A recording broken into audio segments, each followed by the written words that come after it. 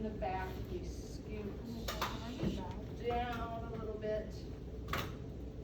Tim, if you scoot down one, and then you scoot down one, and you scoot down one.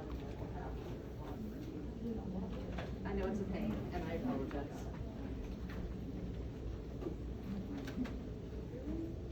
You get a computer. I get a computer.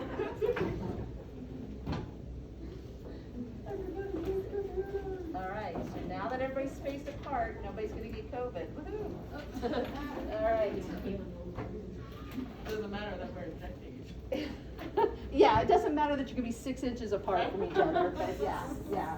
We have to play the game in lecture. Yes. Before I start the lecture, I just wanted to go a little bit over the sympathetic and parasympathetic nervous system, because I think there was some confusion between what is stimulatory, what is inhibitory, when it's an agonist versus an antagonist. So I just wanted to kind of go over that again, just a little bit, just to make sure that everybody understands. So we have to make sure that we're not confusing stimulation or inhibiting a receptor versus stimulating or inhibiting an effect. So we know with the sympathetic nervous system, it's the fight or flight. So all of the things that should happen to the body in order to help us run away is going to occur when we stimulate the sympathetic nervous system. So we need to get more light in our eyes. So stimulating the nervous system will cause the pupil diameter to get larger. The things that we don't need is we don't need peristalsis going on. We don't need to pee. We don't need to poop. So when we stimulate the sympathetic nervous system, we're inhibiting the effect on the GI tract and the genital urinary tract. So therefore, if you give someone an adrenergic agonist, you're going to stimulate the sympathetic nervous system, which means you're going to make the heart beat faster and more profoundly. You're going to dilate the pupils, but you're also going to inhibit the stomach from doing its job and the genital urinary system from doing its job. If you give someone an adrenergic antagonist, you're inhibiting the sympathetic nervous system. When you inhibit the sympathetic nervous system, now the GI tract is stimulated. Okay, so make sure that you're not confusing the receptor and the effect. Okay, so all of these things occur when we stimulate the sympathetic nervous system. If we inhibit by giving an adrenergic antagonist, then where this is inhibitory, this is now going to be stimulatory.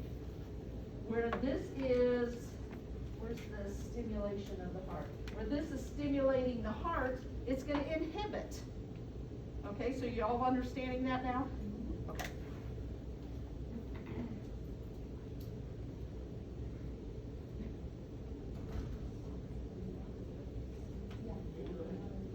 Okay, why is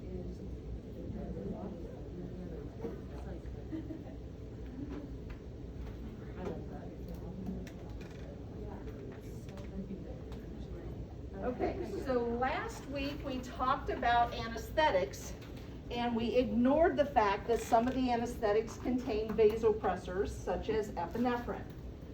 So this week we're going to look at the vasopressors, and we're going to look at how that is affected by, or how it affects the solution of the anesthetic, but also what kind of things that we need to be concerned about. So what kind of considerations do we need to take into effect because of the fact that the anesthetic may or may not have a vasoconstrictor in it.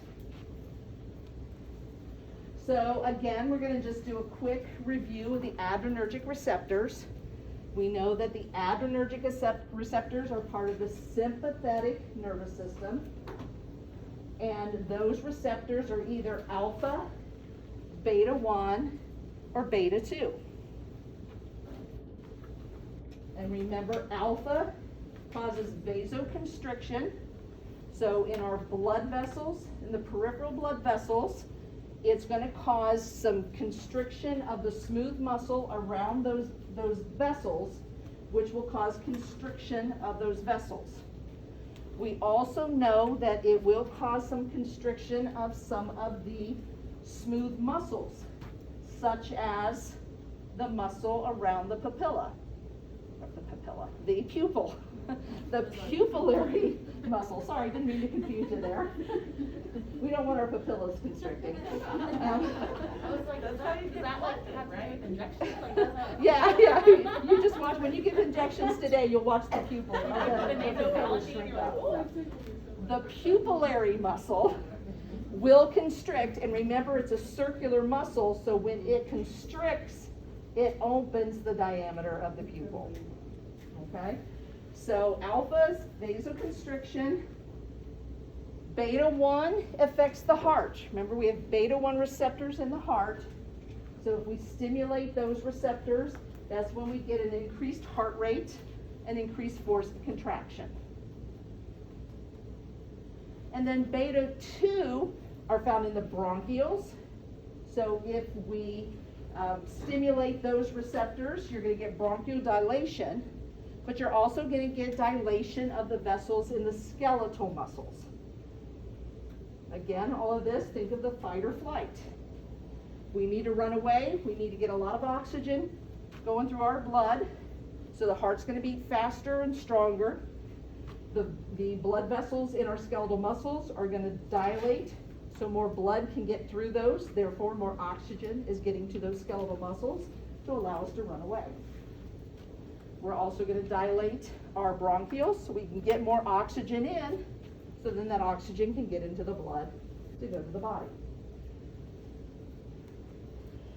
So when we talk about the vasopressors or vasoconstrictors that are found in anesthetic, the two that you're going to find are epinephrine and levonorepinephrine.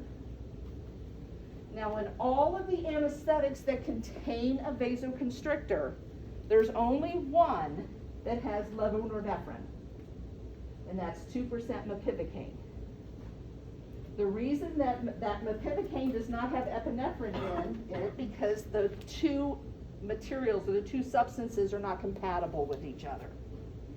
So that's that pharmaceutical we talked about where two drugs are not compatible. So all of the other anesthetics that contain a vasoconstrictor have epinephrine. They may have different levels of epinephrine, but they have epinephrine. And we all remember when we talked about epinephrine, it has a strong affinity to all of the adrenergic receptors. So it's high affinity to alpha, beta 1, and beta 2. So if you inject epinephrine in someone's bloodstream, you would expect to see vasoconstriction. You would expect to see the heart beating faster and stronger. And you would expect dilation of the bronchioles and dilation of those vessels in the skeletal muscles. Levonorepinephrine also has an affinity to all of the adrenergic receptors, more so with alpha, not as much with beta 1, and a little bit with beta 2. So if someone was having an asthmatic attack and we gave them the albuterol and it wasn't working, we know that epinephrine is a good second choice in that emergency. Levonorepinephrine would not be, because it doesn't have a very strong affinity to beta 2.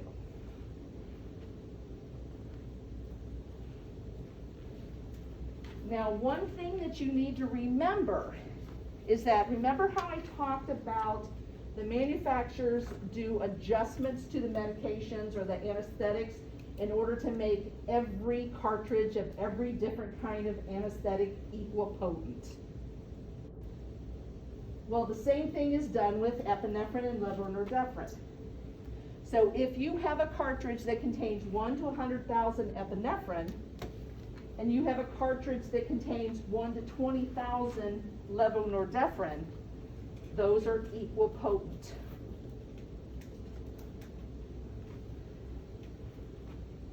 All right? So why do we add vasopressors to the anesthetics? Well, we want it for the alpha effect. The alpha effect is vasoconstriction. So if we inject an anesthetic in an area, that vasopressor in the anesthetic is going to cause vasoconstriction in that area. By causing that vasoconstriction, that anesthetic is going to stay in the area longer. So therefore, it's going to increase the duration of effect.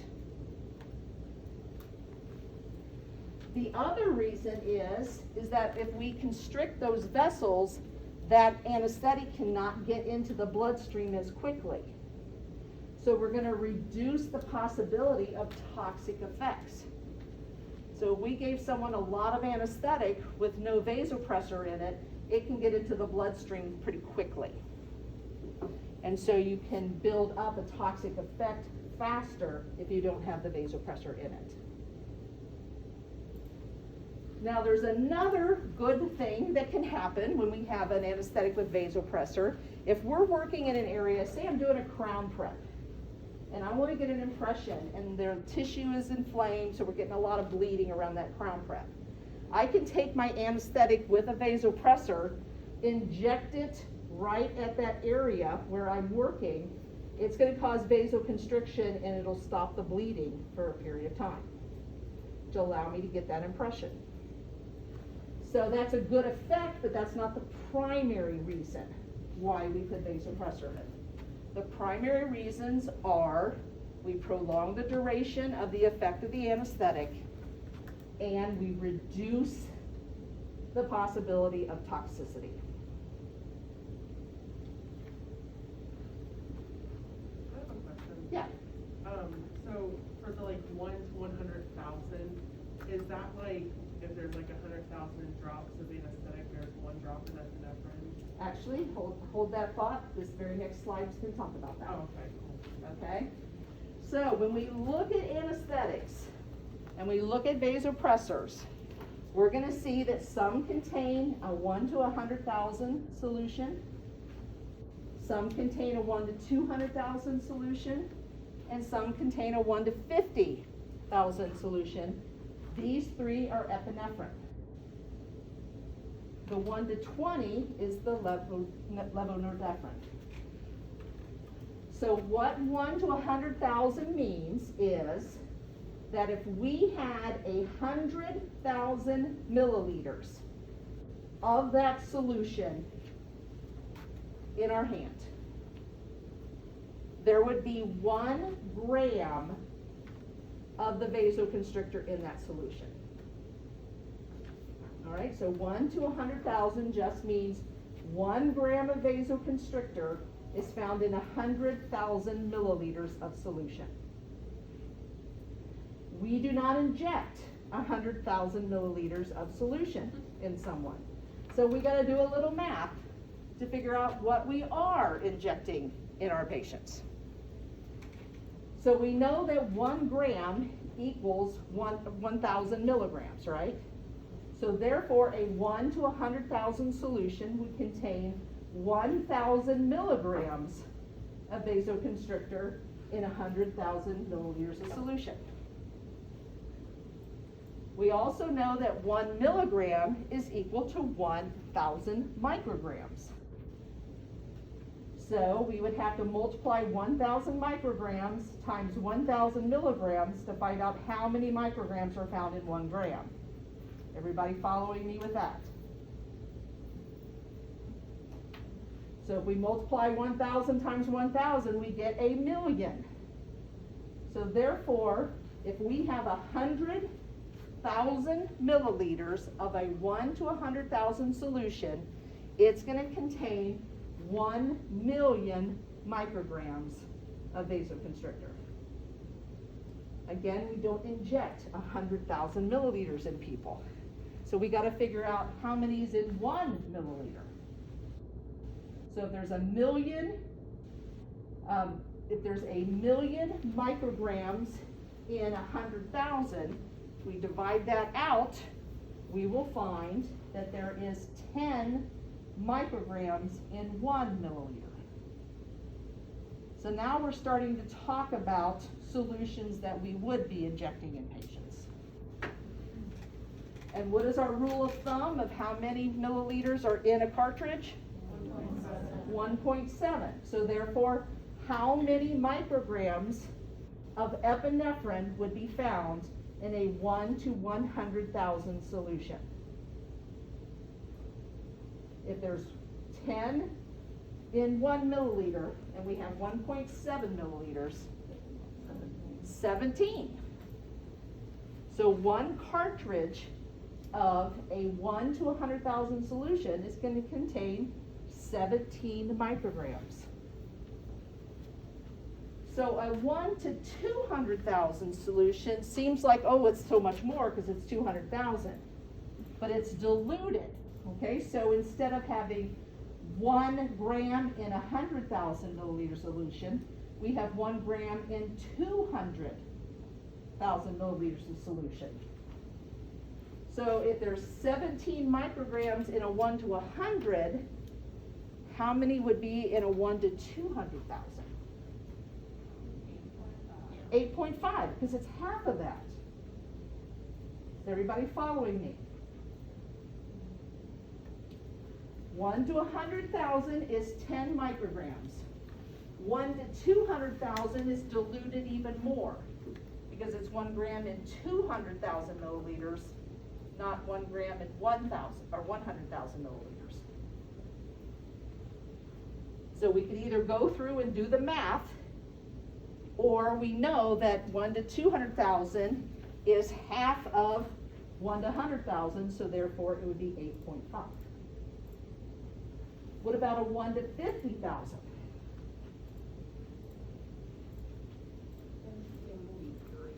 It would be greater because it's more concentrated, right? So it'd be what? No, don't say I don't know. Say it again. 34. 34. Did everybody get that? Because it's double the amount. Because it's a more concentrated solution. So I think a lot of people get confused because they see the 1 to 200,000, they think, oh, that's even more. But think of it as a dilution of 1 gram in 100,000 versus 1 gram in 200,000 versus 1 gram in 50,000. Okay? All right, so let's do some math. How many micrograms of vasopressor are contained in 2 cartridges of a 0.5% marcaine with 1 to 200,000 epinephrine? First of all, do we need to be concerned about the 0.5% marcaine at this point? No, because we're looking for vasopressor, not anesthetic. All right, so it's a 1 to 200,000. How much did we determine was in a 1 to 200,000 solution? 5 micrograms. I'm sorry, in 1 cartridge. Sorry. 1.7, there's 1.7 milliliters, but how many micrograms of epinephrine is in a, okay, let's just get this. I'm confusing you guys. Okay, so we know it's a given that 1 to 100,000 is 10 micrograms, right? That's a given. So therefore, 1 to 200,000 is 5, because it's even more diluted, right? Okay.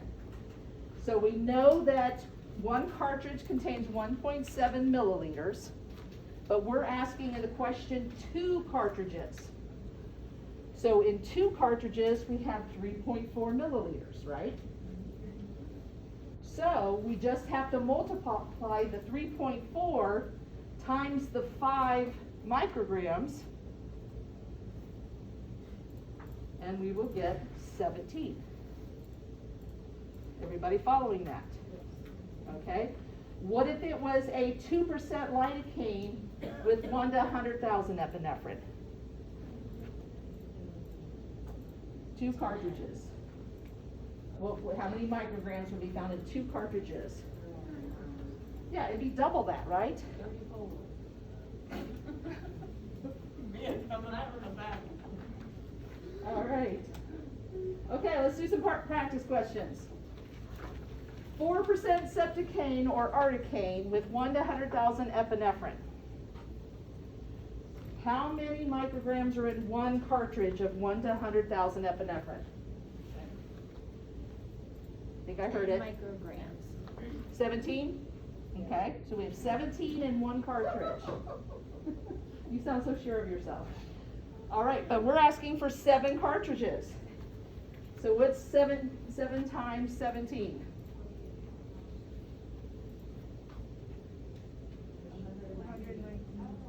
119. Everybody see how we got that? Yeah, can we?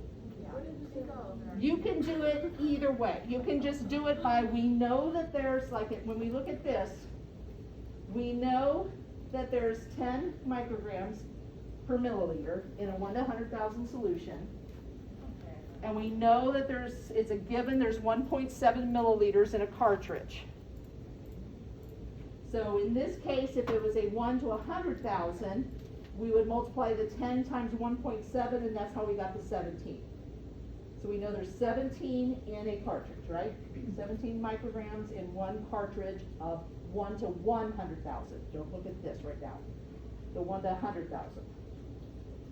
So in this case, we have 7 cartridges. We know that there's 17 micrograms in a cartridge. So we just have to multiply the 7 times the 17. And that's how we got the 119. Why are you not just doing 7 times 1.7, you get 11.9, and then multiplying that by 10? You can do that. Okay. Okay, the other way is very, that's. Yeah, you do, memorize that it's 17. yeah. Oh, okay. You do the math any way you want. As long as you get the answer, I'm fine with it. Okay. Okay? This is how my brain thinks. This may not be how your brain thinks. My brain is better. And we have that on tape. No, you guys can do the math any way you want, because you can do it for different ways or different techniques. So whatever works for you is fine. Could you go over how to do it the longer way, the one you don't like to do? Because I feel like that's not that it's longer, you're just multiplying something. Yeah, it's not longer, we're just multiplying it differently. Okay, so how do you do that? So in this case, what Molly was doing, you were multiplying the 7 times 1.7, correct? So she just took 7 times 1.7 and then multiplied it times the 10. Okay. So instead of going this way, Yeah. she multiplied the 2 cartridges times the 1.7, right? No. How did you do it? Yeah. Okay, you multiplied the 2 cartridges times 1.7. Yeah. And this is a 1 to 200,000. Yeah. I don't get, I wanna get what you. Well, she just didn't do she already knew the 17 micrograms. Well, she didn't do 24 times the top. Because you already Right, knew it. because we already know that 1 to 100,000 is a given. The 1 to 100,000, it's a given, there's 10 micrograms in a milliliter. It's also a given that there's 1.7 milliliters in a cartridge. So in my mind, I don't have to do that math because it's a given, there's 17 in one cartridge of a 1 to 100,000 solution. So then why did you multiply it by 10? Because you can still do the math. Because I'm doing the math to help you understand it. I don't want to just skip over steps that in my mind I already know, but you're just learning it. So that's why I'm teaching you all of the steps. This stuff I do in my head. Okay. Okay. But I think I'm just confused because I multiplied it by 17. I got the 11.9 because I multiplied the 1.7 times 7. But then I multiplied it by 17 and not 10 because I thought there was 17. But you've already done the 1.7. So you would multiply times 17, yeah. Okay. The 10 is, go back to this step. The 10 is this, Okay. okay? So it's 10 there is 1.7 milliliters in a cartridge. So the 1.7 times the 10 is 17 micrograms per cartridge. And so now we know how much is in a cartridge, so I just multiply times the number of cartridges. So that's how I do it.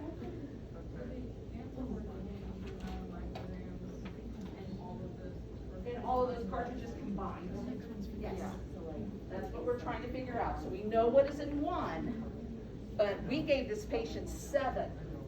So we need to know, if we're giving somebody 7 cartridges of something, we need to know the total amount of vasopressor we're giving that individual, because there's a limit to how much we can give someone. And we'll be looking at that here in a little bit.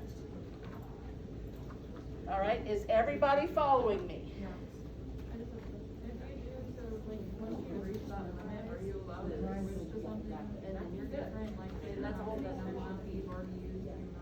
It depends on how much anesthetic is given, because there's limits to the anesthetic. What we're gonna find is that if you only had to worry about how much epinephrine you're giving somebody, you could give them a heck of a lot more cartridges than what you actually can, because we're limited by the amount of anesthetic. So the other thing that will affect is, remember, there's a half-life to these medications. So say you're working on a patient, and it's a long appointment. I'm doing full mouth extractions, I'm doing alveoplasty, I'm removing tori. So I'm gonna be working on that person for a long time. I can start out with some anesthetic, and throughout the appointment, I can give them more, which will end up being higher than what the actual dosage is, because when we talk about the dosages, that's at one time. So if they've already started to eliminate some of that anesthetic, then that gives me a little bit more time to give them a little extra. So I could end up, we talked about how it was either 8.3 or 8.8 was the limit for like lidocaine. If I'm working on an individual for a long time, I may end up giving them 10 cartridges. But because it's over a period of time, I'm able to do that. And then Dr. Gibbons. Yeah. So that box, those are the only ones we would ever need to Yep. know, right? Yep, So we have these those are all memorized. givens. Okay. So if you wanna just memorize those, that's fine. Okay. And then you skip that step of having to multiply it out. The 1 to 20,000, we'll do a practice one here, I believe, and we'll talk about that. But yeah, 1 to 100,000 is 10, then the 1 to 20 is 50 times that.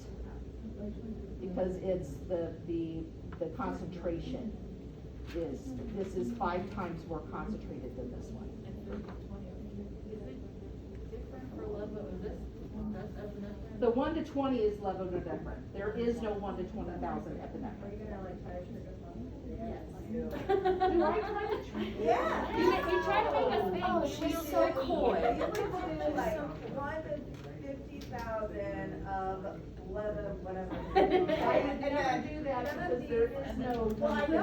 One of the answers will be like, can't be done. Yes. Answer's false. Yeah, one of the answers will be like, can't be done. So if you, Okay, I might ask you that. Okay, next year. But it's not meant to trick you, it's meant to make you think. That's The what other feels thing, tricky. the other thing I want you to know is the milligrams. So 10 micrograms is equal to 0.01 milligrams. You need to know that, that's math.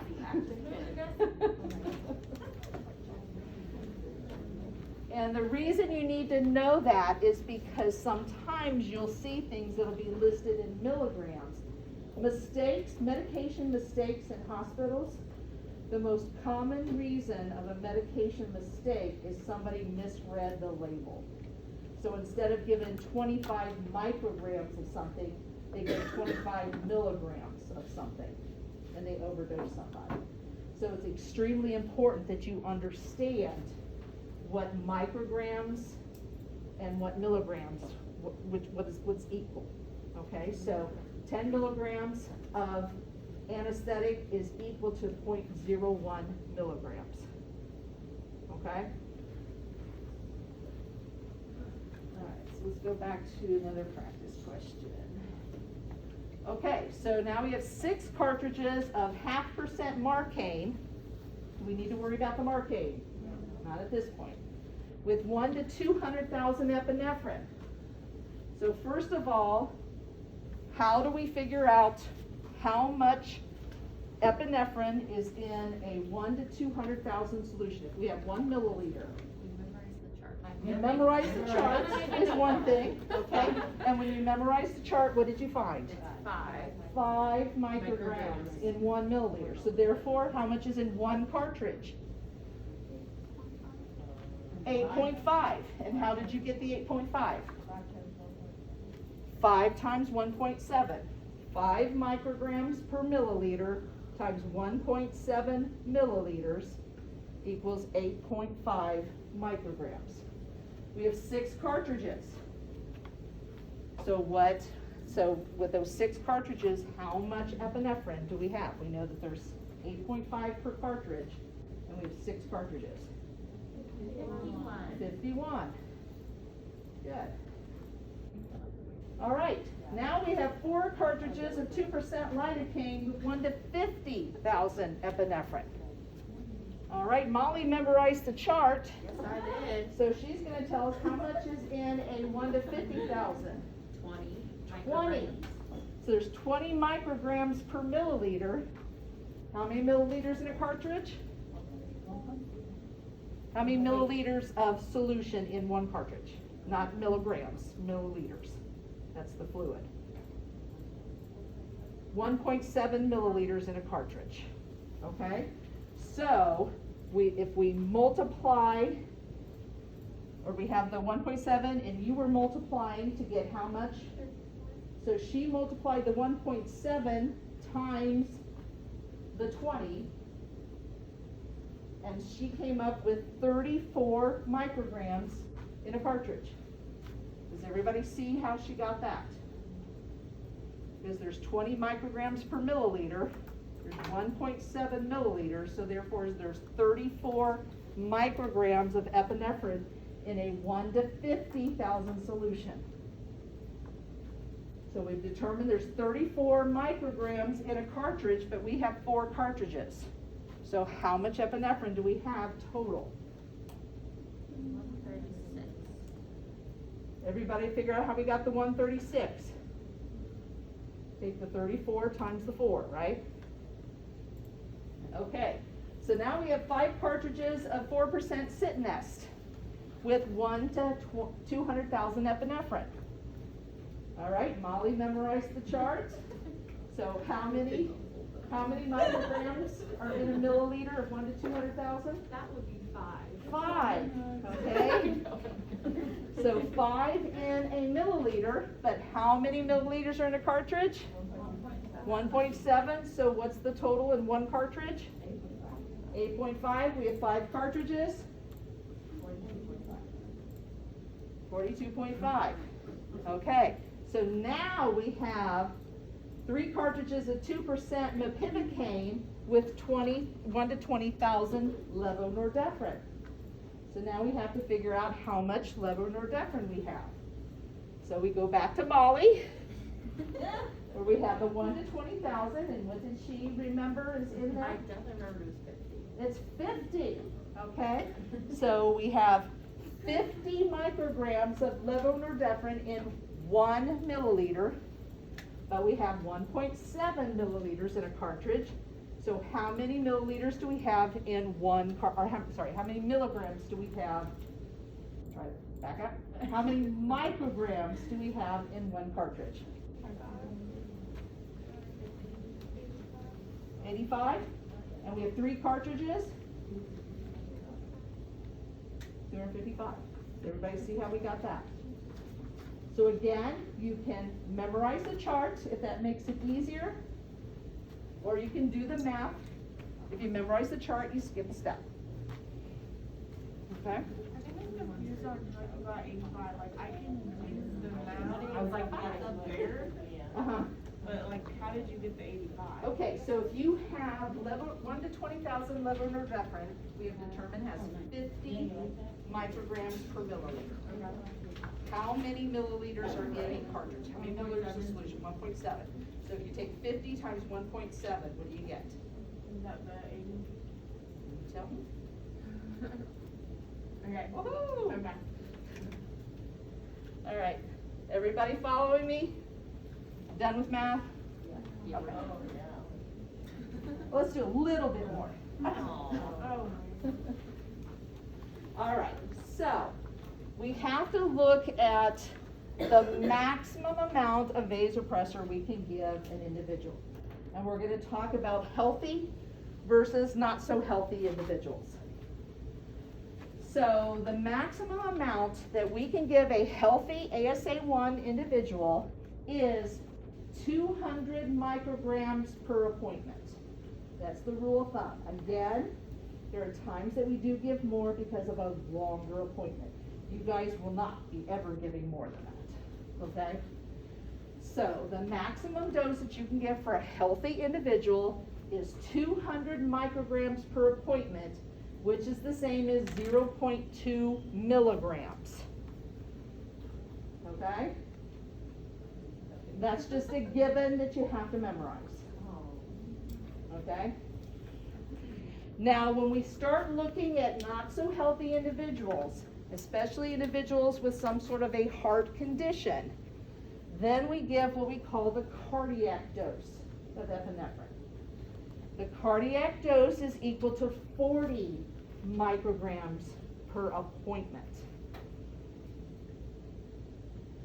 So, if we do the math to determine how many cartridges we can give a healthy individual versus how many we can give a not so healthy individual, and we figure out that we know that a 1 to 100,000 has 17 micrograms in a cartridge.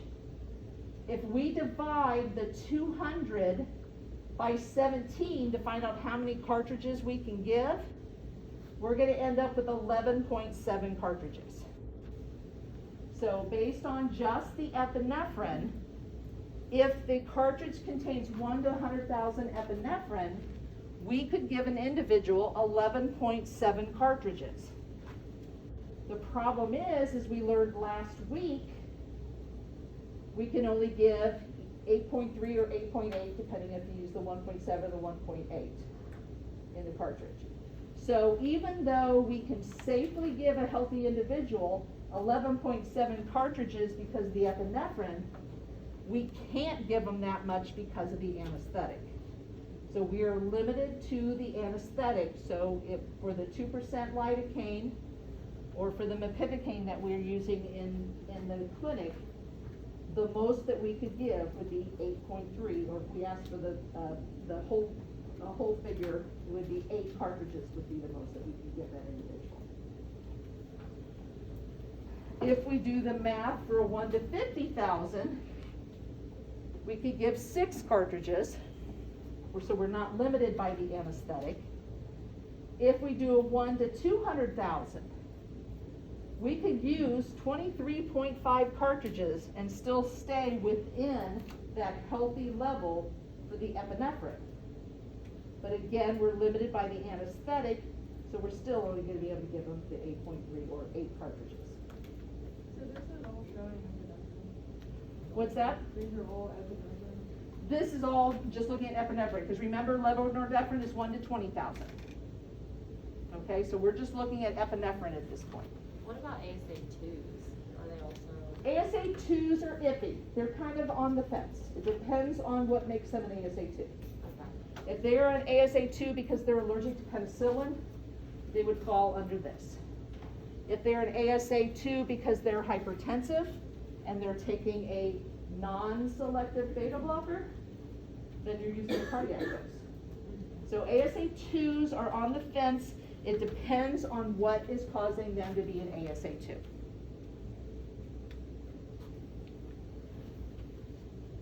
Now, when we look at the cardiac dose, they can only receive 40 micrograms per appointment.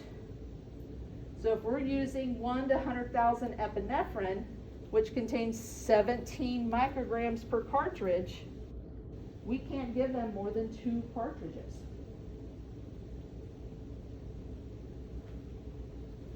If it's a 1 to 50,000, they can only get 1 cartridge. If it's a 1 to 200,000, then they can receive 4 cartridges. So if you have an individual in the office who is a cardiac patient and you have to use the cardiac dose, and you know that 2 cartridges are not going to be enough, then you're going to want to switch to an anesthetic that contains a 1 to 200,000 epinephrine in it. Is that because you can use it over a longer? Well, this is just because you can use more cartridges. So say you're going to be doing half mouth, and you know it's going to take more than 2 cartridges to get that individual numb, then, and you want to do it all in the same appointment, then you would switch to a 1 to 200,000, because then you have up to 4 cartridges that you can give that individual. Because they're all as even, so all of these. All anesthetics, regardless of which anesthetic it is, when you hold up 1 cartridge of one and 1 cartridge of the other, they're all equal potent.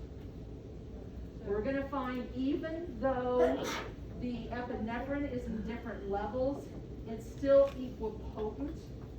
So you're going to get vasoconstriction with all of these. It's just the level that you want. So if you use 1 cartridge of 1 to 100,000 and 1 cartridge of 1 to 200,000, you're getting the exact same effect. You can use more of the 1 to 200,000. Yeah, so you can get a larger area anesthetized because you have more cartridges to work with. Yes? Can you go over the 8.3 again? I mean, 8.3 was from last week. Okay. When we talked about the maximum dose that was allowable for all of the different anesthetics, and we determined that for lidocaine and mepivacaine, if you use the 1.7 milliliters in a cartridge, it was 8.8 cartridges. If you use the 1.8, it was 8.3 cartridges. So whole cartridges would be 8 cartridges. Well, I do. Yes, yes, yeah, the 8, you could do the math at 8, but honestly, it's just easier for Yeah. people. Yeah. Okay, so is everybody following me? We have healthy individuals, and then we have the non-healthy or the cardiac type patients. There are other reasons we would give the cardiac dose, but we just call it the cardiac dose. So if it's a 1 to 2 or 1 to 100,000, 2 cartridges is the max. 1 to 200,000, 4 cartridges is the max. So let's look at who's at risk. When we're using anesthetics with vasopressors, who do we need to be concerned about? Not so much the healthy individuals, as long as we stay within those recommended levels, right? But if we start looking at individuals who are on certain medications or have certain disease processes going on, now we have to be concerned a little bit about what anesthetic we're given based on what vasopressor it contains, if it does contain one. So if you have individuals with cardiac disease, so they have coronary artery disease, they have angina. What happens with angina? They have blockage, or they have vasospasm, or they have vasoconstriction of the coronary arteries, right? So if we give somebody epinephrine and this person has angina, could we trigger chest pain? Yes, because we know epinephrine will stimulate the heart, so it'll increase the heart rate, it will increase the force of contraction, and it also will have some vasoconstriction once it gets into the bloodstream. Okay, so we could actually trigger angina in a person who has coronary artery disease. With congestive heart failure, remember with congestive heart failure, the heart's not pumping well. Okay, it's a weakened heart. We give them epinephrine and make that heart start pumping harder. we can create issues, right? So we have to be concerned about these individuals that have coronary artery disease or congestive heart failure with how much epinephrine we're giving, and we may not want to give them any at all if we can avoid it. Someone who has hypertension, if we increase the heart rate and the force of contraction, is that going to change the blood pressure? It's going to make blood pressure go up, right?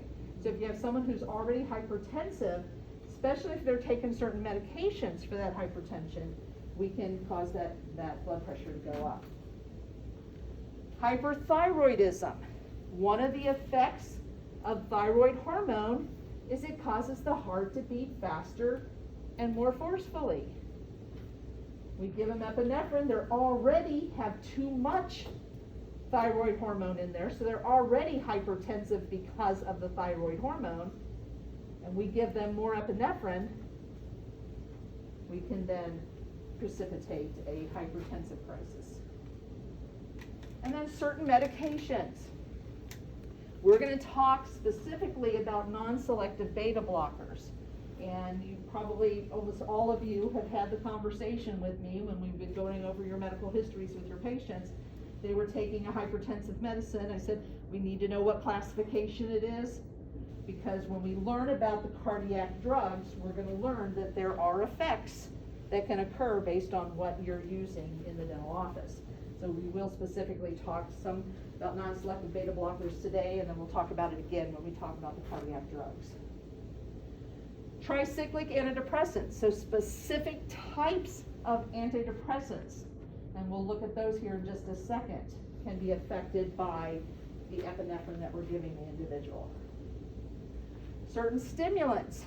If you have a patient who's on cocaine or using cocaine, and they don't tell you, and you give them an anesthetic with epinephrine, you can precipitate a hypertensive crisis. So that's why it's so important, even if a patient is using an illicit drug, that they tell you that they're using it. A lot of them don't want to tell you because they're afraid you're going to call the cops on them. They've got to be able to trust you to know that if they tell you the truth, then you will obviously not use something with epinephrine in it, because we don't want to precipitate that hypertensive crisis. And certain diuretics. So when patients are taking diuretics, most of the time that they take diuretics is because they are hypertensive. So they're trying to reduce the amount of blood volume, which then will help to reduce blood pressure. The problem is some diuretics also cause the body to lose potassium. And potassium is necessary for the electrical conduction when the muscles of the heart and the rest of the body are contracting. You need potassium. So if you don't have enough potassium in the body, then it can cause certain types of arrhythmias in the heart. Usually those individuals are taking a potassium supplement. So they're tested, they see the potassium levels low, they take the potassium supplement, but some aren't. And so you have to be careful with the amount of epinephrine you give them, because again, it can trigger that arrhythmia. All right, so first we're going to talk about antidepressants, because there are different types of antidepressants. We're going to go in depth in this later on the semester when we talk about antidepressants and antipsychotics. But when we inject something with epinephrine in it, remember epinephrine is a catecholamine, and we know that catecholamines go through uptake 3. Now there is a little bit that goes through reuptake, but we don't really talk about that, okay? Because overwhelmingly the majority is uptake 3. So if I'm going to ask you about a catecholamine and where or what uptake is it, you're going to tell me 3. Don't worry about reuptake because it's so minor, okay? But the catecholamines are metabolized by uptake 3. Uptake 3 with catecholamines is COMT. So if a patient is taking an antidepressant that is called an MAO inhibitor, it's inhibiting the MAO, not the COMT. So there is no contraindication to giving an individual a local anesthetic with epinephrine in it or any vasopressor in it if they're taking an MAO inhibitor. Now, tricyclic antidepressants are a little different because their job is to inhibit the reuptake of epinephrine and norepinephrine. Now remember I said it's minor. So there is a slight inhibition of the epinephrine through reuptake. Because of that, there can be a slight increase in blood pressure. So if you give these individuals anesthetics with epinephrine, and you give them a lot, then you can precipitate an arrhythmia in those individuals.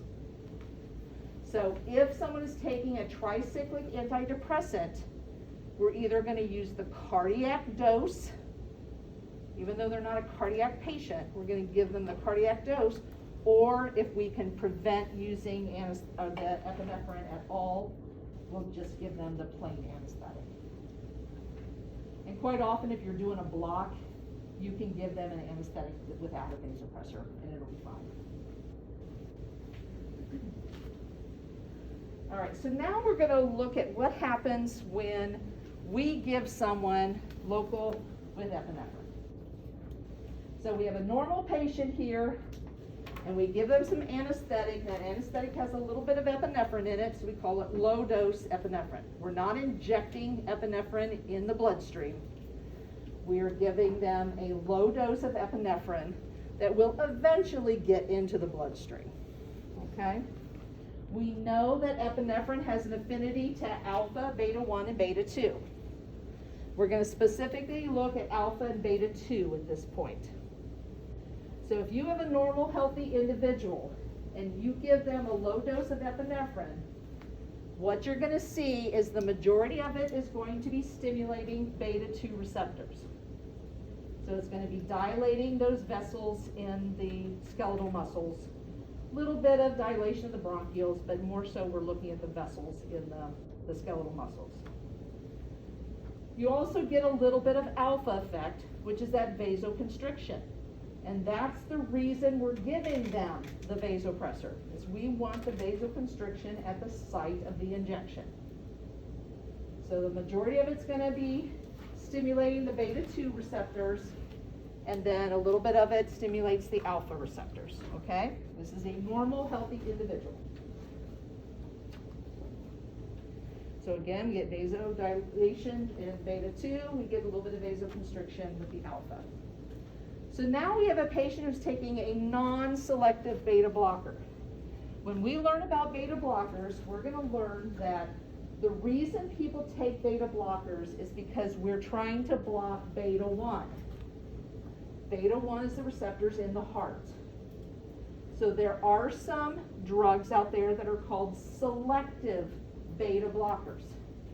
Selective beta blockers block beta 1 only. Non-selective beta blockers block beta 1, but they also block beta 2. So as the person's going around their life, that's not a big issue for them, whether they're taking a selective or a non-selective. What can become an issue is we now are going in and injecting an anesthetic with epinephrine. So when we inject that anesthetic with epinephrine, we'll get that alpha effect. So we will get that vasoconstriction at the site of the injection.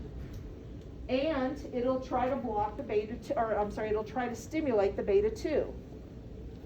The problem is that the medication is also blocking the beta 2. It's doing the beta 1 that we want, but it's also blocking beta 2. So because the epinephrine cannot bind to these beta 2 receptors, it's all going to go and bind to alpha receptors.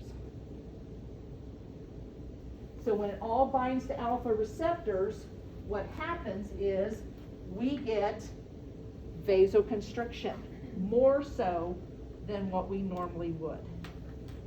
So normal healthy individual, you get more beta 2, little bit of alpha.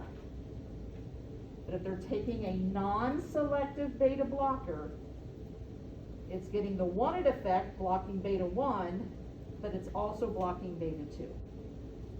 So we give the epinephrine tries to stimulate or try to bind to the beta 2 receptors. It can't because it's blocked by the drug. So all of that epinephrine is going to bind to alpha receptors, and you're going to get an increased amount of vasoconstriction.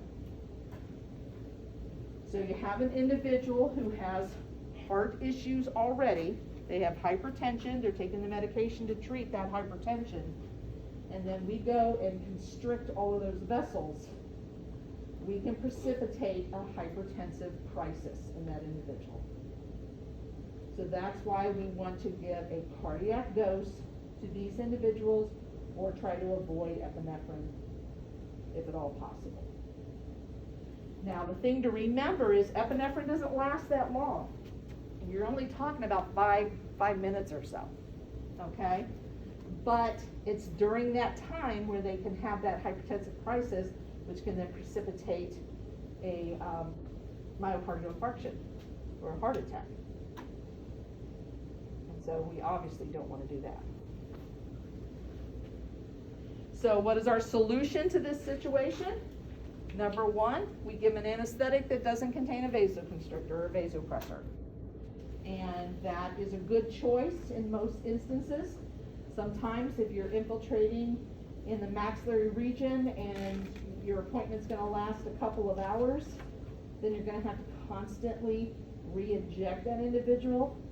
So sometimes we can use the cardiac dose on those individuals, but if we're going to do a block, we usually can get by with no vasopressor at all. The other thing that you can do is you can use levonorepinephrine, because levonorepinephrine itself normally does not bind as much to beta 2 receptors. So it's not like it's going to get triggered to do more alpha. It still will. You'll still get the alpha binding, but it's not as significant as it is with epinephrine. Yes? The patient that I had yesterday, that had a non-selective beta blocker, he is really sensitive, only around like 5'2" on the maxillary arch. So, what would you want me to do for anesthetic? We could, sometimes you can try just like Oracix or something like that, because the only thing that we have lidocaine, we have the lidocaine plain, so it depends on how quickly you can be, lidocaine plain still will get you numb for 30 minutes, 45 minutes. So if it's just that one area, you can kind of numb that area, work on it, and then move on. But if you were going to work on everything and then at the beginning of the appointment you anesthetize that area and then you start on the mandible, then it's going to wear off before you get to it. So you have to kind of plan it and how you do it. We do have articaine with 1 to 200,000, so that's also an option. But yeah, typically if they're taking a non-selective beta blocker, I want to avoid vasoconstrictor at all costs. Yes? Since the levonorepinephrine is 1 to 20,000, would you just inject like half of the cartridge? Not necessary, because remember it's equal potent to the 1 to 100,000. Even though it's more concentrated because on its own, it doesn't have the affinity like epinephrine does. So the 1 to 20 makes it equal potent to the other ones. Okay, so here we can look at what occurs when someone is given a low dose of epinephrine. We have a patient who is non-beta blocked, and then we have a patient who's taking a non-selective beta blocker. And when we first look at the diastolic blood pressure, what happens is in a non-beta blocked individual, it will go up a little bit, and then it drops, and then it goes back to normal. In a beta blocked individual, it goes up and it stays up for a period of time, and then it goes down. Okay, because remember epinephrine, it won't last forever. but it can last long enough to create an issue. So we can see that we can have a significant increase in the diastolic blood pressure. When we look at the systolic blood pressure, if they're non-beta blocked, it kind of slowly goes up and then it slowly comes back to normal. In a beta blocked individual, it kind of follows the diastolic. The increase in systolic is not as high as it is in diastolic, but it still increases and it stays out there for a little bit and then eventually goes back to normal. And then when we look at the pulse, with a non-beta blocked individual, you give them some epinephrine, you can see the pulse is going to go up significantly and then goes right back to normal. In a beta blocked individual, the pulse goes down. And why do you think that occurs? Because the beta 1 is being blocked. I wondered where that was on the last slide, I was gonna ask about Yeah. Yeah, the beta 1 is blocked, and we didn't show that because it didn't come into play with that scenario. But what we see when someone is beta blocked, the primary reason someone's beta blocked is to block beta 1 receptors. So the beta 1 receptors are blocked, so you see a decrease in pulse. All right, so here's a case report of an individual, 46-year-old man who came in, weighs about 185 pounds, and he's coming in just to have an implant placed. So his significant medical history is he has hypertension, and he's taking Inderol, which is propranolol. Propranolol is a non-selective beta blocker. We'll learn about that when we talk about the cardiac drugs.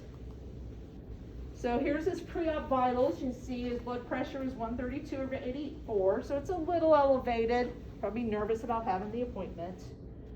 Respiration's good. His heart rate is good.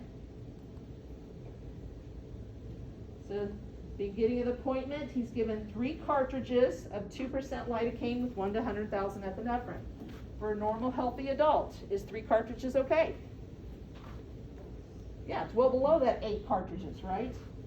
For someone who is a cardiac patient, is that too much, too little, or okay? Too much. It's too much. Yeah, if they were going to give them that, they may wanted to give them some and then come back in and right before they get started, give another one if they felt like they really needed to give them more. So 5 minutes after getting that anesthetic, he started to get sick to his stomach, dizzy, and he's short of breath. All right, so what's happening? Could be hypertensive, could be having an MI. Those are signs and symptoms of someone having an MI. Okay, so what did the office do? They took vitals. That was good. All right, look at his blood pressure now. So it was what? It was 132/84, I think it was. It's now 218/118. All right, so we can see a significant change in the blood pressure. His heart rate went way down. Remember when we looked at that graph? The heart rate goes down. And his respirations are 36, so now he's breathing over twice as fast as he was. Now, why do we think he's breathing that fast?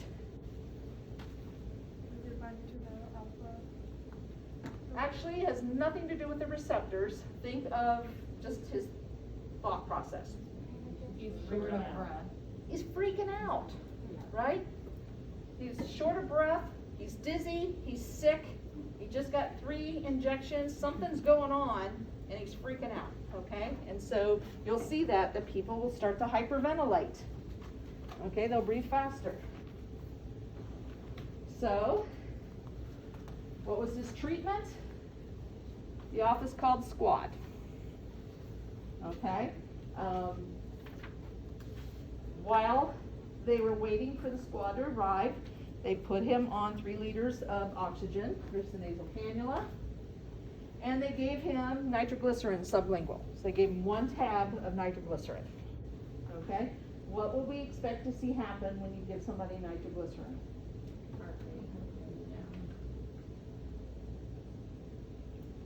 Not so much heart rate. The force of contraction is going to go down, right? What's going to happen to the blood pressure? It's It's gonna help bring blood pressure down, right? Okay, so 10 minutes later, here's his vitals. Pulse is 65, blood pressure is 175 over 100, respiration's 22. So his respiration's coming a little bit back to normal, his pulse is going back up a little bit to normal, his blood pressure is still high. Okay? Sometimes this will occur if the blood pressure goes way up, but the patient's asymptomatic, and then it goes way back down. You don't necessarily need to call the squad, you just know, oh, I better watch how much epinephrine I give this person.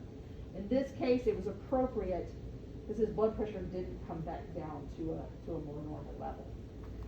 And here's his symptoms. His nausea is gone, his shortness of breath is gone, he still feels a little dizzy, now he's got a headache. Why has he got a headache? From not vasoconstriction, vasodilation. And what caused the vasodilation? The nitroglycerin. That's its job, right? So it not only causes vasodilation of the coronary arteries, it also is going to cause vasodilation of other arteries, specifically arteries in the brain. When you dilate arteries in the brain, that's when you get a headache. Okay, that's why people get migraines, because of dilation of those vessels in the brain. All right, so the EMS took the patient to the ER. Most likely they kept him there for a while and observed him and probably sent him home. So could all of that have been prevented, or? Yep. Okay. And how would we prevent it? Less epinephrine or no epinephrine, okay? All right, so let's look at some local anesthetic preparations that are available in the U.S. Lidocaine is probably the most, well, not probably, it is the most common anesthetic that people use. It comes either in a 2% solution with 1 to 100,000 epinephrine or a 2% solution to 1 to 50,000 epinephrine. Now, whether you use 1 to 100 or 1 to 50, it's not going to change the duration of the anesthetic. You're still going to get the vasoconstriction in the area regardless of which solution you use. The only reason that people use the 1 to 50 is because it's going to cause a more significant vasoconstriction. So periodontists use it a lot. Surgeons use it a lot if they want to try to keep the bleeding down when they're doing a surgical procedure.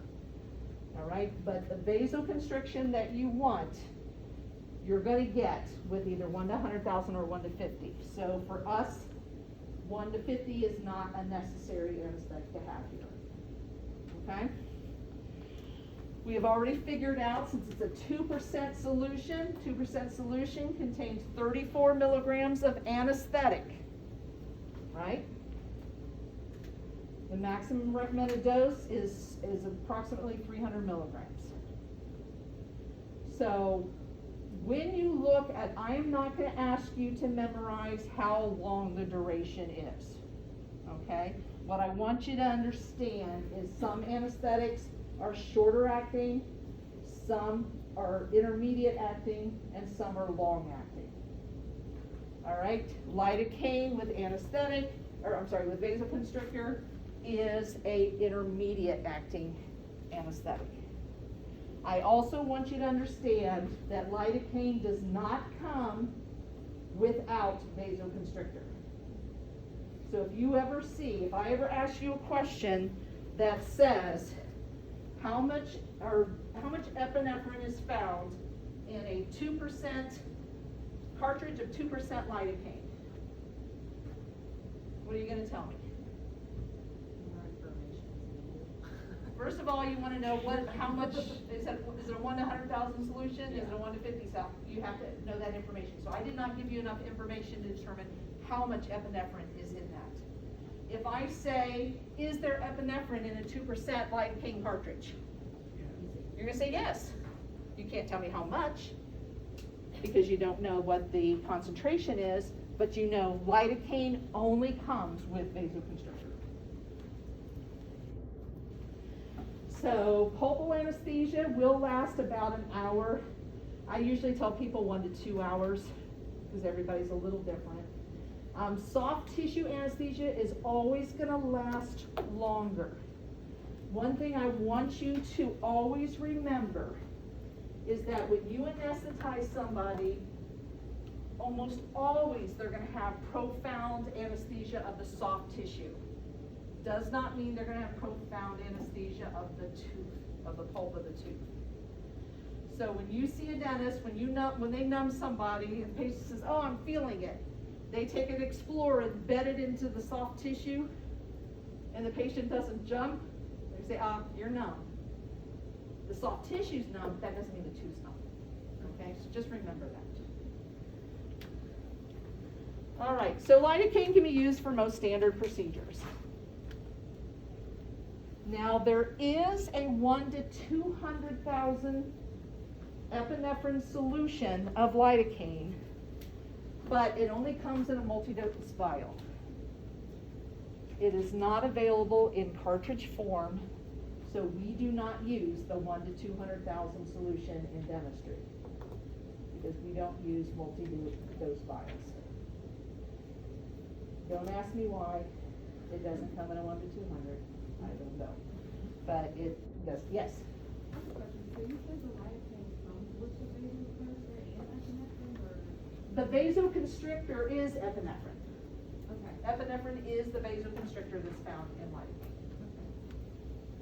All right, so next is carbocaine or mepivacaine. Mepivacaine comes in 2 different strengths depending whether or not it has a vasoconstrictor in it. If it is plain, which means it has no vasoconstrictor in it, it's a 3% solution. If it has a vasoconstrictor, remember this is the only one that has levonorepinephrine in it, it's a 2% solution. So you have 2% mepivacaine with 1 to 20,000 levonorepinephrine, or you have 3% mepivacaine plain. The mepivacaine we have is plain. This maximum dose is the 300 milligrams, and that's the maximum dose of the anesthetic. Because again, the anesthetic's what's limiting the amount of cartridges we can give an individual. For pulpal anesthesia, it's going to be about if you're using the plain, it's going to be about 20 to 40 minutes. So it's much shorter if you use plain. If you use the one with the levonorepinephrine, it's going to be pretty much like lidocaine because of the vasopressor in it. And then this would be a good one to use for if you have a shorter procedure. So it's only going to take you 20 minutes to do a procedure. You don't need to have them numb for 4 hours. Is that what we're gonna use today? You're using 3% mepivacaine today. Yes. Yes. This is also the one that you want to consider for individuals who have cardiac compromise, or if we're going to be using the cardiac dose on someone. Yeah, if your heart rate goes up, it's not because of the vasopressor in the anesthetic. Okay, prilocaine comes in either a plain or one with a vasopressor, but the difference with this one is regardless, it's a 4% solution. So you either have 4% plain or you have 4% with 1 to 200,000 epinephrine. The maximum recommended dose is 400 milligrams. This one is going to provide pulpal anesthesia for about 20 minutes if it's plain, for about 40 minutes if it has the epinephrine.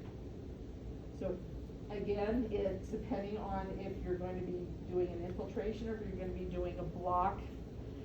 If you're going to do an infiltration and you use the plain, it's not going to keep them numb for very long. Okay, soft tissue, but not pulpal. For you guys, since you're scaling and root planing, that might be okay.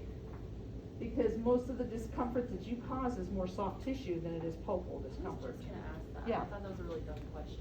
Would No, that's- we really have to worry about pulpal? It depends, because you can have individuals, if you are scaling root surfaces, they have a lot of sensitivity on the root surfaces, Right. that's pulpal. Okay. But if you're just digging into pockets, then that's gingival, that's soft tissue. All right, if you do a block, doesn't matter if it's plain or has the epinephrine in it, it's gonna last about an hour. And then what's nice about this one is that the plane does have a little bit longer duration than what the mepivacaine does when you're, did I say for an infiltration? I meant for a block.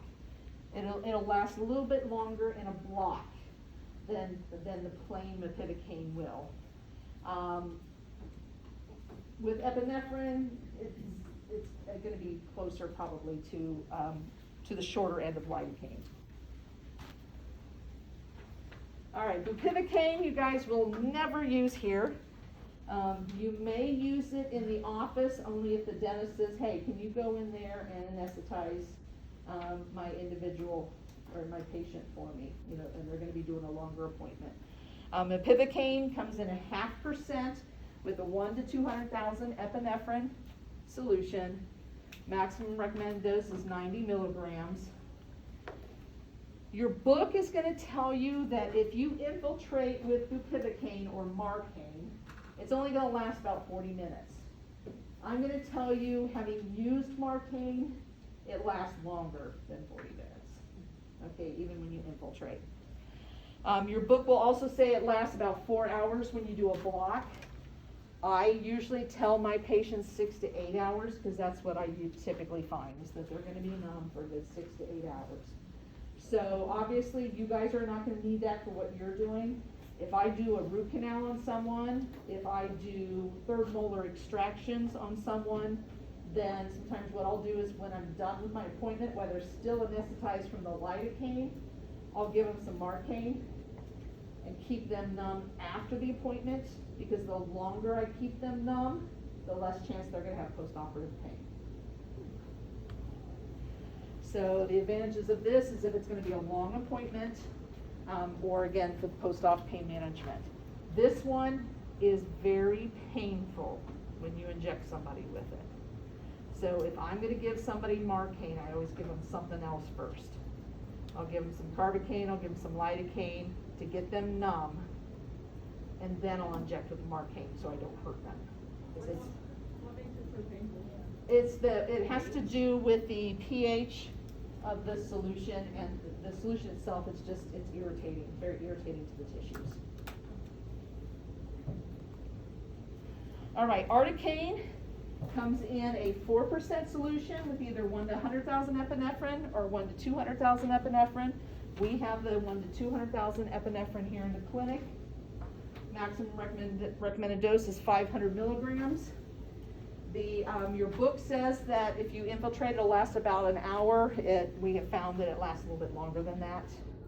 And then for an IA block, it's going to be the same as what I had said for lidocaine. It's going to be a good 1 to 2 hours. And then the advantages of this is that Articaine works really well when tissue is inflamed. So if you have somebody with pretty significant perio, or somebody with an infection, and I'm trying to get them numb, I'll find more success with Articaine than I will with the other anesthetics. The other thing is that Articaine diffuses well through tissue, and so if your technique sucks, there's still a good chance that you're going to get them numb because the way the tissue diffuses, okay? Or the way that the solution diffuses through the tissue. This is the one also where I had mentioned that we typically do not infiltrate mandibular teeth, but sometimes mandibular anteriors you can infiltrate because the bone is thin, especially if you use Articaine. We have found that you can get some profound anesthesia of mandibular anteriors using Articaine. All right, so this, yes? Just for all those, I know you said we don't have to memorize the time, do we have the preparations and the recommended doses memorized? I want you to understand the preparations because I want you to know which ones contain the vasopressors and which ones don't. Okay. So yes, you do need to know that. Okay. Because I may ask you, which one of the followings do you need to be careful when you're dealing with a cardiac patient? And I might say 2% lidocaine, 0.5% bupivacaine. And you need to know, well, lidocaine has epinephrine, so you have to be careful about that dose. Marcaine has epinephrine, so we need to be careful about that dose. I might say 3% carbocaine. Well, you know, 3% carbocaine does not have any vasopressor. So even if I don't tell you the epinephrine, whether it has epinephrine or not, or the concentration of the epinephrine, you need to know which ones do and which ones don't, okay? Now, if I said 4% prilocaine, and that's all I gave you, well, it could be either. It could be plain, it could be the one with epinephrine. I didn't give you enough information. And you wouldn't do that, right? Give you 4% prilocaine and just leave it like that? Yeah. Well, if I did, what would your answer be? Well, I need more you wouldn't information. know, because I mean, does it have? That's your answer. That's your answer. You don't know? I don't have enough information, Oh, right? so you would put that on the I exam? definitely You're could. kidding. I definitely could. I'm not, but I could. Yeah, you could. Yes. Do you want us to know all the brand names too? No, be familiar with the brand names. Most people will say lidocaine. You know, xylocaine is a brand, but most people call it lidocaine. Bupivacaine is harder to say than Marcaine, so most people call it Marcaine. Even if it's a different brand, they call it Marcaine. Okay, so just be familiar with them, but I'm not going to say what's the brand name for Articaine. You know, if I give it to you, I'll either say Articaine or I'll say Septicaine, but you'll be familiar with what it is. And then what about the maximum recommended dose? Maximum recommended doses, you should know, but no more the lidocaine and the bupivacaine, because those are the biggies. Those are the two most common ones used. And the bupivacaine is the 3%. Is the 3% bupivacaine and 2% lidocaine are the most common ones used.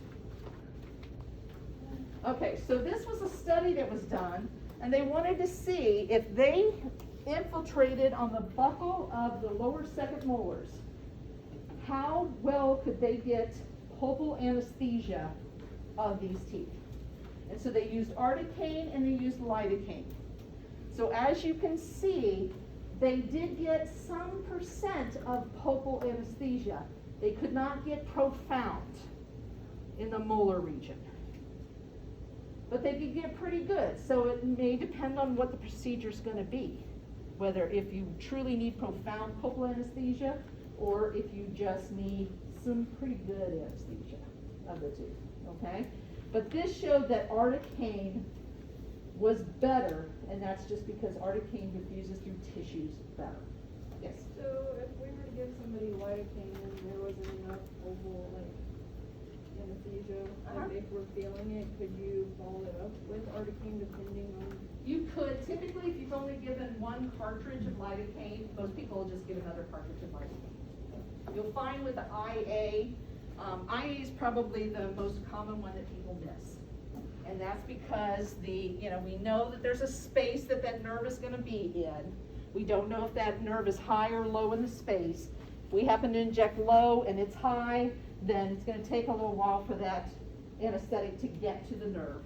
Sometimes there's not enough, so if we get a second cartridge, because we're given more volume, it can get to the nerve better. So typically we don't jump to Sepicaine, probably the number one reason is because it's a lot more expensive than lidocaine. Yeah. If you were to inject lidocaine and, like, say you do miss the IA twice, and it's like an ASA 3 and we're giving you one with 200,000, and you miss it twice, you just have to have them come back? If you have a cardiac patient and you give an IA and you use the 2% with 1 to 100,000, 1 to 200,000. are you talking about the articaine then? The 4% articaine with 1 to 200,000? Yes. Okay. Then we know we can give the 4 cartridges. Because the 1 to 200,000 cardiac dose, we can give up to 4 cartridges. So you could give another. I would hope that if you've done it twice and you've missed, you may want to get some assistance from somebody.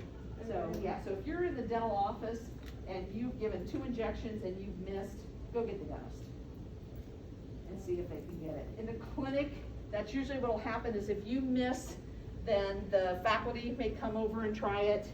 There have been times that the faculty has missed also, and they've come and got me to do it. So, it just, anatomies are different, and sometimes you do everything right and you still miss. okay? Would they have to come back though, like, so with, If you had given the maximum amount, you probably would, or you would switch, if you could switch to a 3% marking, you could do that. okay, but what if we were to be using lidocaine Uh-huh. and it was the 1 to 100 or 1 to 50? Well, no, the 1 to 100, if it was the 1 to 100, And you did 2, yeah. and you missed, then you're either gonna have them come back, or you can switch to the 3% marking lane, or not marking, the lidocaine lane, Okay, because that has no vasopressor in it. okay. All right, so this was also part of that study where they showed the percentage of profound anesthesia that were received after a mandibular buccal infiltration. This is just posterior teeth.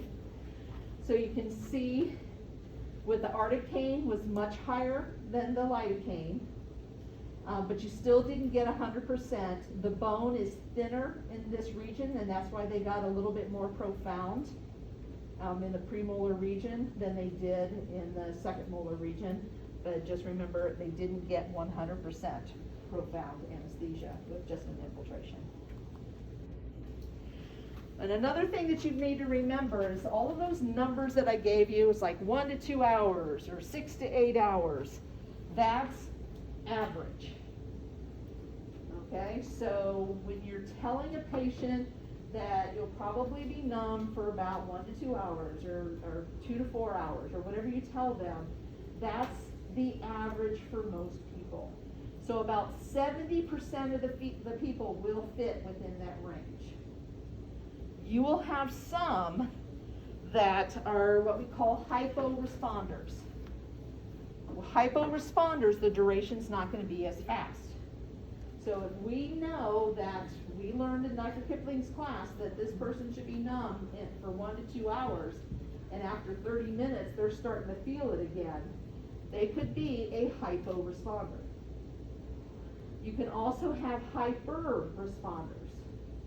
I've had individuals that I have given them lidocaine, and I expect them to be numb for a couple of hours, and they're numb for 8 hours. Okay? And that's normal for them. So again, you can have hyper-responders, hypo-responders, but the majority of the people will fall within those ranges that we told you in those slides. And then this is just a reminder to show you when you're giving an anesthetic, it takes a lot less anesthetic to get profound soft tissue anesthesia than it does to get profound tooth or pulpal anesthesia. So if you anesthetize somebody and they say, yeah, I feel numb, and you start working on, nope, doc, or they'll call you a nurse. I feel that, okay?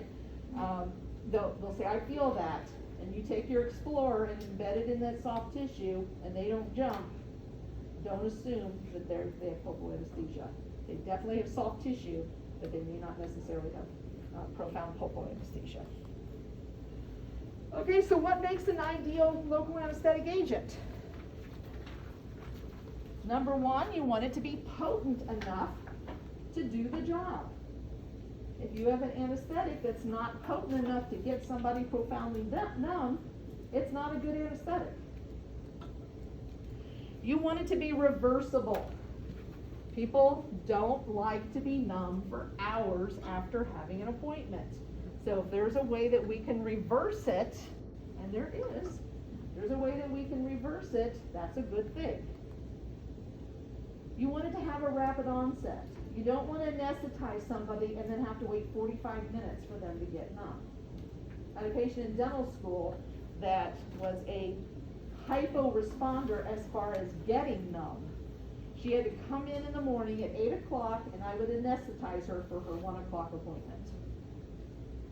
And she told me, the first time I saw her, she told me that was going to happen. I'm like, I get you numb. No, I couldn't get her numb. So did it last a really long time as well? It lasted the normal amount of time. It just took that many hours for her to get numb. You want it to be a proper duration. If you have an hour appointment and you want them numb for that hour, then you want to keep them numb. You don't want to have to keep injecting them and getting them re-numbed. You want to have an absence of hypersensitivity. We know that some anesthetics contain preservatives in them. The ones with vasoconstrictors have to have preservatives in them. Esters have preservatives in them. That's why we don't inject esters anymore. So it would be an anesthetic that would not have any hypersensitivity. We'd have no local or systemic reactions. So I could give them all the anesthetic I wanted and they never have any reaction. Okay, there is no anesthetic out there that I can do that. You want it to be a low cost. If it costs you $20 a cartridge to get somebody numb, then you're not going to make any money. You want it to be non-irritating. And you also want it to be able to be biotransformed or metabolized easily by the body. So there is a reversal agent. It's called Oraverse. When Oraverse came out, it was very expensive. It cost about $50 a cartridge when it first came out. So you could offer it to your patient, but then you'd say, yeah, but it's going to be $50. Like, I'm not paying that. And so the prices come down significantly. But Oraverse is also known as phentolamine. Okay, Oraverse is the brand name. And it is a local anesthetic reversal agent. It doesn't actually do anything to the anesthetic. What it does is it's an alpha receptor antagonist. So we know that when we injected the anesthetic has the vasoconstrictor or vasopressor in it. The vasopressor binds to the alpha receptors and we get vasoconstriction, which prevents the solution from getting into the bloodstream and leaving the area. So the Oraverse is an antagonist at alpha receptors. So it bumps the epinephrine off of the alpha receptor and it binds to it.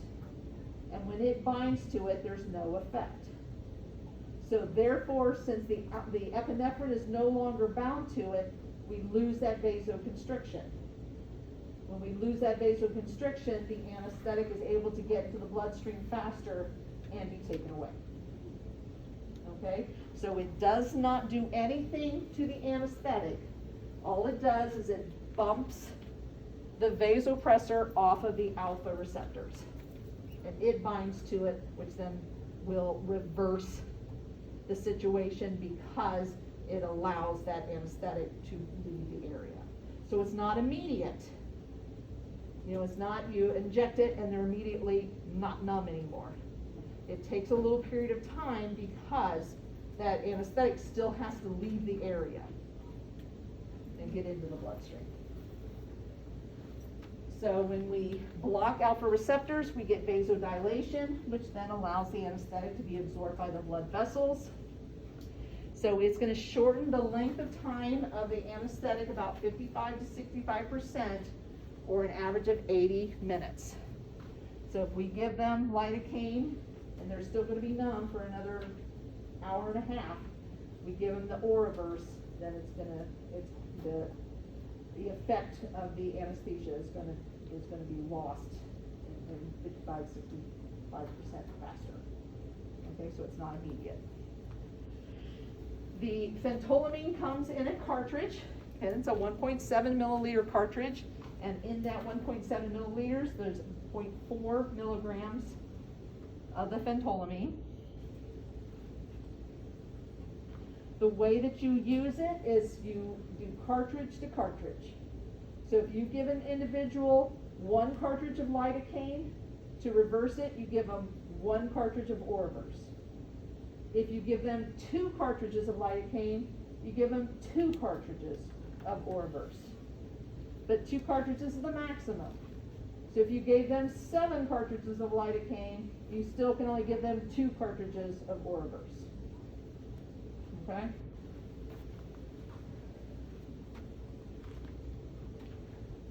The FDA has not approved Oraverse for children under the age of 6 are under 33 pounds. And so the maximum dose for a child is a half a cartridge. So if you give them a cartridge of lidocaine, you're only gonna give them a half a cartridge of Oraverse. Because what we don't want is to have more of that anesthetic getting into the bloodstream too quickly. Younger children can have toxic effects much faster. So you would never give them an adult dose of the Oraverse. So what are the side effects of the Oraverse? You have mild to moderate pain at the site of the injection. Doesn't happen a lot, less than 10% of the people have noticed that. Adverse reactions, less than 3% of the individuals have hypotension. They will have hypertension or headache, and some will get diarrhea, vomiting, and abdominal pain. So it's not often, but that can happen with individuals. Is that just like a conversation you would have with your patient? Mhm. You would say, okay, it's gonna last 6 to 8 hours or whatever, and they're like, oh my god, no. And then you Yeah, say, well, well, we have this And reversal. typically, if you're giving somebody something that's gonna last 6 to 8 hours, it's because you want them to be numb.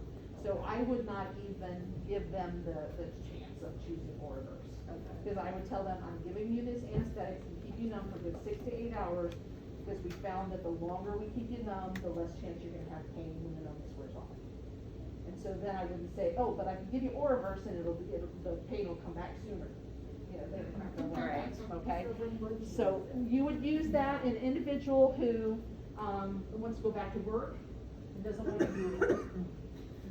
You know, so they come in and they're like, yeah, I want to be numb while you do it, but I really hate that feeling of being numb, you know, for an hour after my appointment. You say, well, we do have this thing called Oraverse, which will reverse it. It's not immediate, but it'll make the numbness wear off faster, if you're interested in that. So that's when you have that conversation. It's usually people that need to go do something afterwards and they don't want to be numb. Do we have that in the clinic? We do not. Darn it. All right, so there are some topical preparations. The topical preparations can either be in esters or amides. The esters are benzocaine and tetracaine. We do not have tetracaine in the clinic. We do have benzocaine. That'll be the stuff that you guys will be slathering on the gum tissue before you give the injection. Just remember, you don't have to get a big lollipop of topical and put all of it, you know, smoosh it all over the place. You just need a little bit, okay?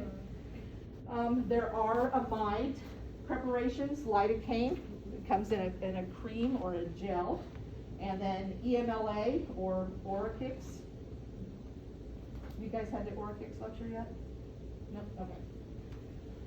And then others, cocaine. We do not have cocaine in the office, so don't look for it. Okay? And most dental offices don't carry cocaine. Well, no dental offices carry cocaine that, well, I can't say that. There might be a dental office out there that has cocaine in it. Okay. All right, so when we look at the topical anesthetics, again, we have the 5 choices. We have the lidocaine, which is an amide, we have benzocaine, which is an ester, and then the other ones are tetracaine, cocaine, and EMLA or Orachix. Benzocaine is an ester, so it has a higher incidence of having an allergic reaction. An allergic reaction is a toxic reaction. So benzocaine has a higher risk of causing a toxic reaction. The toxic reaction is hypersensitivity, okay? Lidocaine can be more toxic, or is potentially a toxic medication systemically. So if you use a topical lidocaine and you just keep smearing it on, smear it on, smear it on, it will be absorbed by the tissue. And then if you then give injections with lidocaine in it, you can actually go over the threshold of the maximum recommended dose because you've been slathering on all of that topical lidocaine, okay? So you have to be careful. Topical lidocaine is only used for specific reasons, and typically that specific reason is they're allergic to benzocaine. They're allergic to benzocaine, we'll give a little bit of topical lidocaine to anesthetize the tissue, okay? Both of these are available in gels and sprays, so you can spray on the topical anesthetic or in the gels. We have the gels. Tetracaine is very long acting and actually has a very high potential for toxicity, okay? It is also a ester, so tetracaine is not used in the dental office.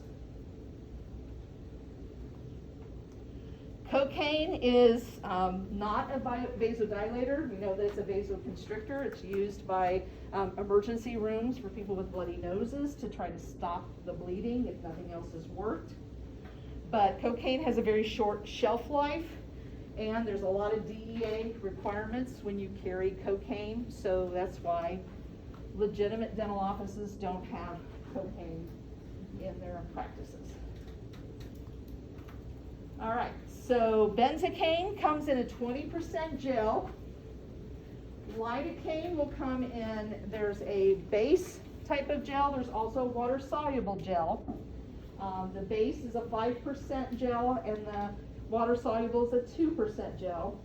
And then there used to be a lidocaine patch. And Dentapatch was the brand name for it. And we still talk about it because sometimes it shows up on your board exams, but it's been discontinued. And then we'll talk about that in just a minute. And then EMLA or Oracix is also a topical concentration, and it contains 2.5% lidocaine and 2.5% prilocaine. So it's a mixture of two different local anesthetics. So here is that patch that I was talking about. It's a lidocaine patch. Again, it's been discontinued. It had 5% solution of lidocaine in this patch. It had a lot of disadvantages. One is that it was extremely expensive to use. The other thing is that it wasn't very reliable as far as getting profound pulpal anesthesia. So what ended up happening is you would use the patch and then you'd have to go back in and you get good soft tissue anesthesia, and then you have to go back in and inject to get pulpal anesthesia. So it wasn't helping. It wasn't doing anything more than what you could with topical. The advantages is that the patients did not absorb as much lidocaine within the bloodstream. So there was less chance of toxicity if you did have to go back in and give them more lidocaine. The reason it was discontinued is because of the expense, and most people ended up having to go back in and inject anyway. So when you're using topical, what you're going to do this afternoon when we're in pain control, you want to dry the tissue off. Don't rub with the 2x2, kind of dab with the 2x2 to dry the tissue. Use a minimum amount. You don't need to use a lot. And then you want to make sure that if you put a lot in, it's going to smear around, it's going to get mixed up in the saliva, they're going to swallow it, they're going to complain about their throat feeling numb. It only lasts for a few minutes, but they don't like it. People don't like the taste of it. So the idea is to try to isolate it so it doesn't get mixed up in the saliva and all that other stuff. Just realize that the anesthesia is only going to be to a depth of 2 to 3 millimeters. You're not going to be able to profoundly numb a tooth with topical anesthetic. And if the tissue is highly keratinized, like in the anterior palate, it's going to be less than the 2 to 3 millimeters. So this is just showing you right here, if we use the topical, we're only going to get right into the tissue just this little bit, so just get a little bit of the nerve endings. All right, let's go through the homework real quick and then we'll be done. The two primary reasons for the addition of vasopressors such as epinephrine to local anesthetic solutions is to what? Reduce toxicity, increase duration of anesthesia. We also know that it'll help to reduce bleeding, but that's not the primary reason we use it. Calculate the number of micrograms of epinephrine contained in 4 cartridges of 2% solution of lidocaine with 1 to 100,000 epinephrine.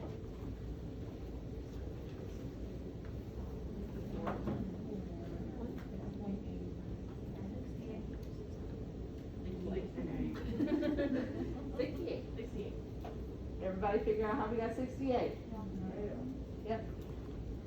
Maximum dose of epinephrine that can safely be administered to an ASA 1 or 2 patient who is healthy per appointment is, and that was the thing I said, it's a given, you just have to memorize it, 200 micrograms. Since topical anesthetic preparations are not injected, they are not a concern in systemic anesthetic toxicity. False. Good. Topical anesthetic agents reduce the discomfort of needle penetration of the tissue. True or false? True. But not the discomfort caused by fluid injection. Good. EMLA or Orkix is a mixture of what? Prilocaine and lidocaine. Does anybody remember the percentage? 2.5. 2.5 of both, right? Okay. All right, good. You guys did it.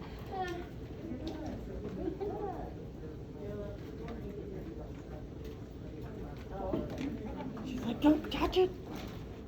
All right, did anybody have any questions?